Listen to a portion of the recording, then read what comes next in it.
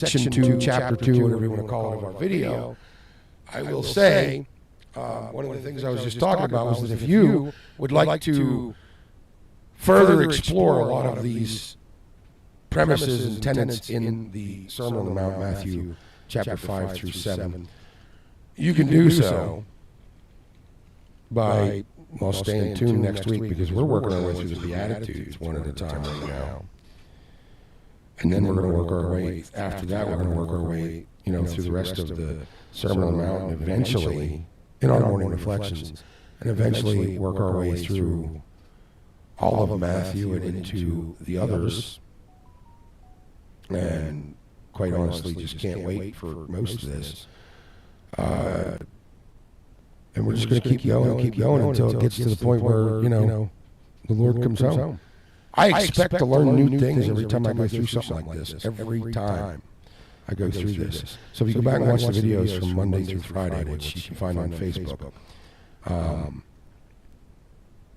or you watch our morning reflections, which you can find on Facebook and God'sLoveLive.com, you'll be able to see like what we're talking about, where we're moving with this. You can see very clearly, I think, I hope, the progression of our transformation. Hopefully not just mine. You see mine, of course, on display as I learn more and more about serving in the kingdom of the heavens. I hope that it's affecting some of you out there who are right along with me, following along on me, and like, ooh, what about da-da-da-da-da-da-da? We can go and listen. We can go through. I literally started this with this gospel study. As I'm going through the gospel study, we did Mark first, and now we're doing Matthew. I'm going back and looking at the Old Testament. For instance, eye for an eye. I'll just grab that one because it's what happens to be on my page here. It's chapter 5, verse 38. You've heard it said eye for an eye, tooth for a tooth, but I tell you, do not resist an evil person. If anyone slaps you, okay, so you know that. I'm not going to read it. We've already read it. But here's the question. Jesus changed eye for an eye to turn the other cheek. So the question is there Old Testament? And I don't know how this is going to come out, because I haven't done this specific one yet. Support for Jesus' statement of turn the other cheek. I'm going to type that into the search engine, right? And we're going to find out what it says. Now, I'm not saying that what it says is going to be accurate, but it's a good place to start. You got to start somewhere. So you start with this, and you go, okay, because you hear people all the time talking about, well, the New Testament contradicts the Old Testament, and da-da-da-da-da-da-da. And the question is, does going from eye for an eye to turn the other cheek meet up with, mesh with, does it conflict, or does it go run right along the Old Testament? And what I'm talking about is God the Father in the Old Testament, according to some people, and this is if they want to cheapen it and make it, if they're they've already decided the premise is they don't believe in God or they don't want to follow God, they're going to easily be able to say Exodus 21, 23, and 25, Leviticus 24, 19, and 20, Deuteronomy 19, 21. These provide a legal framework intended to limit retribution, but it does give you the ability to. That's where the eye for the eye for an eye, tooth for a tooth. But what they had done is they had taken eye for an eye, tooth for a tooth, etc., a proportionate result or response.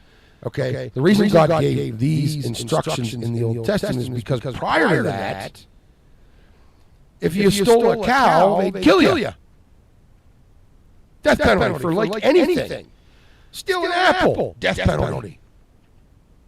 Well, maybe if you steal an apple, we should make you work until you pay for 2 apples. Wouldn't that be better?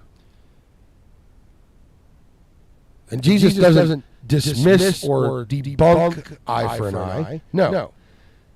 He says, what I'm telling you is, instead of just proportionate returning, pay attention to, and this is from the Old Testament, Proverbs 20, verse 22. Do not say, I will repay evil. Wait for the Lord, and he will deliver you. Proverbs 25, 21, and 22. Jesus says, love your enemies. That's the next section. Proverbs 25, 21 through 22. If your enemy is hungry, give him food. Food to eat. If he's thirsty, give him a drink. In doing this, you will heap burning coals on his head. God, when he takes his retribution, God will take more retribution because of what you've done. Loving your enemy. Jesus didn't create love your enemy. He just tried to clarify what is meant by it. Now, I invite you. As a matter of fact, I would love.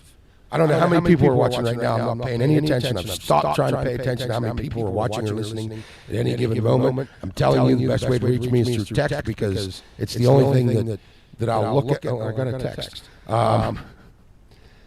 It's the only thing that I'll actually kind of grab and glance. Nope, that was from my wife about later today. That's fine. In order to give you an opportunity because, and it's not that I don't want to have the conversations, whatever. The idea is I'm trying not to be distracted by inane, unnecessary kind of communication, I guess. Like there's a kingdom mission necessary kind of.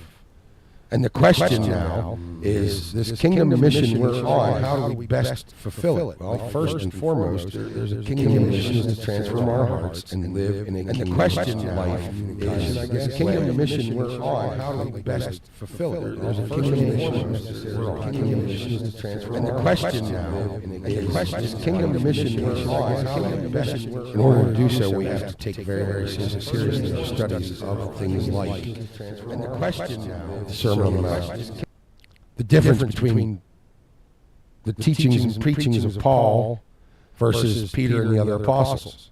There are differences in how they presented it because there were differences in who they were presenting it to. That does not mean Paul contradicts Peter or Christ. Here's the thing. If Peter and Paul are contradictory, one of them is following Christ, the other isn't. If they contradict each other, one of them contradicts Christ. So we have to take very, very seriously the studies of things like. And the question now. So the difference when we're looking at all of these things, whether it be teachings and the Gospels, whether it be Acts, whether it be Romans, Peter, and the other apostles. I talk a lot these days from First and Second because there were differences in who they were presenting it to. That does not mean Paul contradicts. There's been a lot of stuff from Paul's teachings in Corinthians that I've talked about. You take these things, you compare them. You take something that Paul is teaching that seems to be contradictory to something that Peter was teaching. Okay, take those two things and you set them in front of you, and then find the truth of the Old Testament and the law. Because again, Jesus didn't come to abolish the law. The law still exists. It still applies to us. That does not mean Paul contradicts the punishment from Paul's teachings in Corinthians that I've talked about. You take we are still called to obey the law. The heart of the law, the spirit of the law, not necessarily the letter of the law.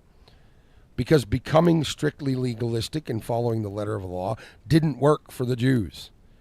The Pharisees, the religious teachers, turned it into a way of, and whether they were on purpose, whether they turned it into a way to control people. And we look back at that, and we go, how terrible. They used God's truth to clamp down on the people around them and control them and manipulate them and da-da-da-da-da. Oh, how terrible. It's a good thing we followers of Christ don't do the same thing. Wait a minute. Don't we? Sincere followers of Christ who say, I can't wait till that person gets, they once they go to rehab and get their life cleaned up, I can't wait to see them in church. because they got to go get their life cleaned up before they're welcome here. You want to know why I've said in the past that more people go to prison and find Jesus than go to church and find Jesus? Because he's welcome in their hearts in church.